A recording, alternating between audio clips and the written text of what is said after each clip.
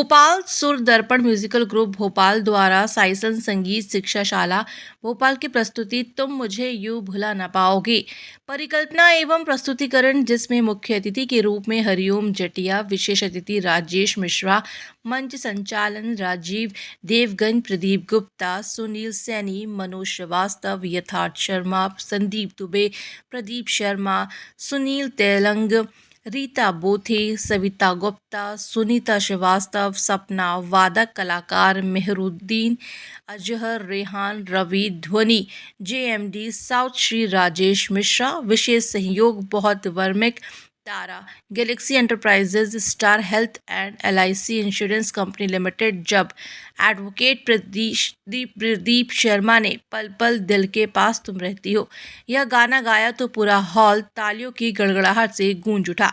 इस अवसर पर सभी ने अपने अपने संगीत की छटा बिखेरी।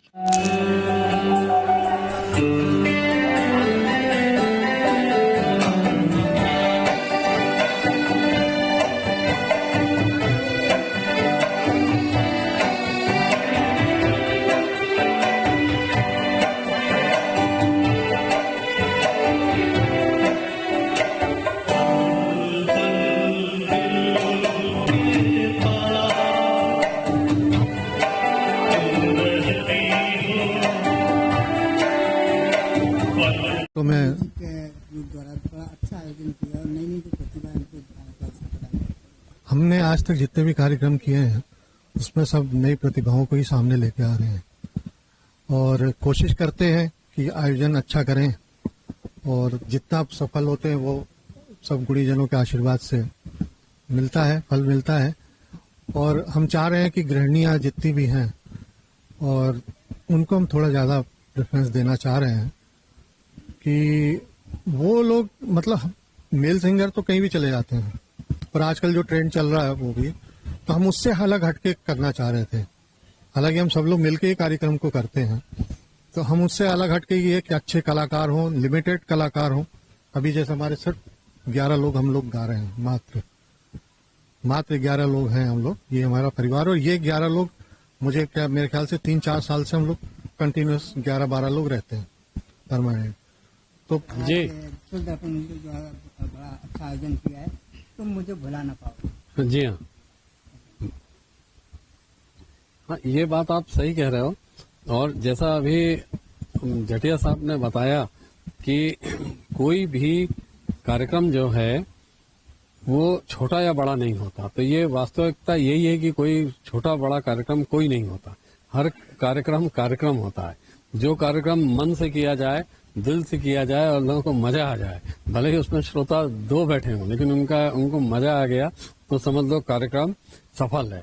और आपके मतलब पंडाल में 10,000 आदमी बैठा है और कार्यक्रम बोर है तो उसका क्या औचित्य है। तो कोई छोटा बड़ा कुछ नहीं होता, सब अच्छा रहता है। और मैं समझता हूँ कि मैं संचालक भी रहा कल्चर में, सेक्रेटरी भी रहा कल्चर का। मुझे लगता है कि जो प्रतिभा रहती है वो अपने आप ही अपना रास्ता बना लेती है। सब मतलब जो भी बड़े कलाकार देश में दिखते हैं या विदेश में अंतर्राष्ट्रीय स्तर पे, उन सब लोगों की जो शुरुआत है वो छोटे स्टेज से ही हुई है।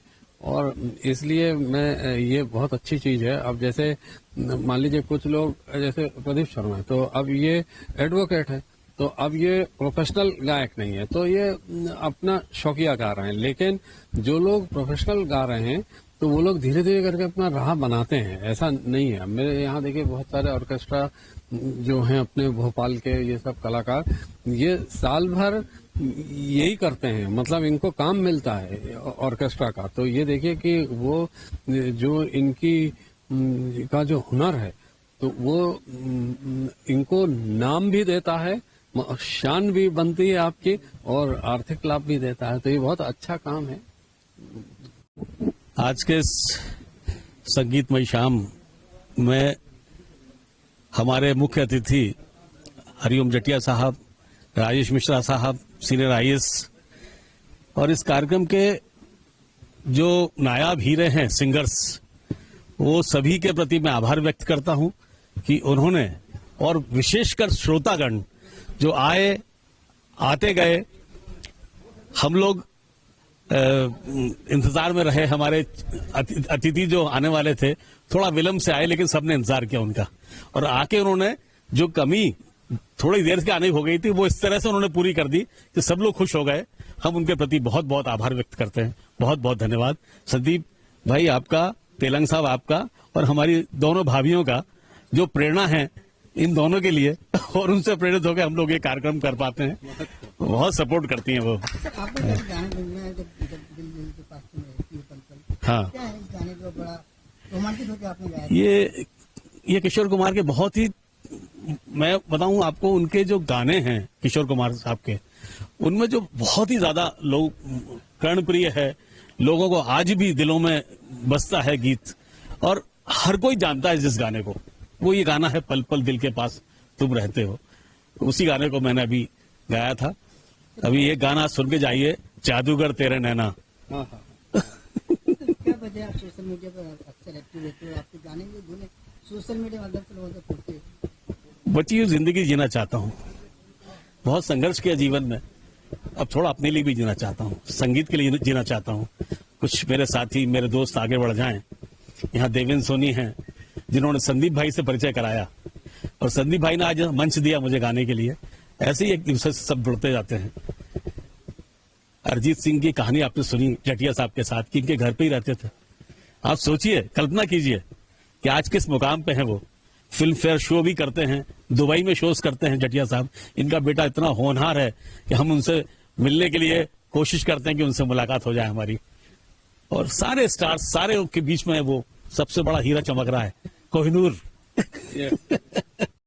और साइमन संगीत द्वारा आज ये जो कार्यक्रम आयोजन किया गया है, वास्तव में संगीत की एक दुनिया होती है और संगीत का एक परिवार होता है, और संगीत की कोई जात पात नहीं होती है। जो गाता है वो अच्छा गाता है, और जब वो गाता है तो फिर दुनिया पूरी सुनती है। और उसके कारण कार्यक्रम में कितने लोग आए वो जरूरी नहीं है, कार्यक्रम में कितने दिल से लोग आए हैं वो आवश्यक होता है। और आज जो कार्यक्रम दुबे जी ने और शर्मा जी ने और तीसरे और कौन है, तेलंग जी ने बहुत ही अच्छा किया है। मैंने तो शुरुआत 25 वर्ष हो गए इंडस्ट्रीज के अंदर, हिंदुस्तान का एक भी सिंगर ऐसा नहीं जिसका मैंने कार्यक्रम नहीं किया हो, चाहे ए आर रहमान हो, अरिजीत हो, शान हो, सुखविंदर हो, सुनिधि चौहान हो, श्रेया घोषाल हो, सबके कार्यक्रम की कैलाश करके 22 शोज किए हैं। तो ये शो बिजनेस के अंदर कलाकार को मंच देना। सन 2009 में अरिजीत सिंह मेरे घर पे ही रहता था भोपाल में, फिर मैंने उसको फेम गुरुकुल में भेजा, फिर पता चला कि वो जीत के नहीं आया, तो इसी भोपाल में उसके 3-3 हजार रुपए में न जाने कितने शो हुए, शायद आप लोगों को पता नहीं, अरिजीत सिंह पे। और फिर प्रीतम दा के पास भेजा उसको, फिर उसके बाद उसकी लाइन हुई, अभी 6.5 करोड़ रुपए लेता और डेट अवेलेबल नहीं। तो ये होता है मंच को स्थान देना। तो कलाकार तो होते ही हैं, लेकिन उनको स्थान देना बहुत जरूरी होता है। तो सिंगर कभी भी कोई भी उभर के आ सकता है। अभी सीता विश्वकर्मा जबलपुर की आई, अभी मैंने तिरंगा सॉन्ग निकाला था पूरा, और शान के साथ में मध्य प्रदेश के 4 कलाकार ने गाया, तो गवर्नर और सीएम साहब ने उसको रिलीज किया था। तो मैं नए कलाकारों को मौका देता रहता हूं, और कोई भी कलाकार होता है, किसी तरह की कोई आवश्यकता होती है, और हर कार्यक्रम में मैंने प्रदीप जी को कह रखा है कि कभी भी किसी तरह की आर्थिक सहयोग हो, लगभग यहाँ जितने भी कार्यक्रम होते हैं कहीं न कहीं छोटा मोटा में सहयोग करता ही हो, क्योंकि ये पुराने कला को जीवित रखना ये कोई छोटी मोटी बात नहीं है। आप लोग जो इतने पुराने लोग हो और दिल से करते हो कार्यक्रम, तो ये संगीत का आनंद लेते हैं, और इस प्रकार से ऐसे कार्यक्रम होते रहना चाहिए। और आज मेरे को बुलाया, बहुत बहुत धन्यवाद आप सबको। संगीत होता है, ना कोई पुराना होता ना नया होता है। आज का भी संगीत वही आनंद देता है, और पहले का भी संगीत उतना ही आनंद देता है।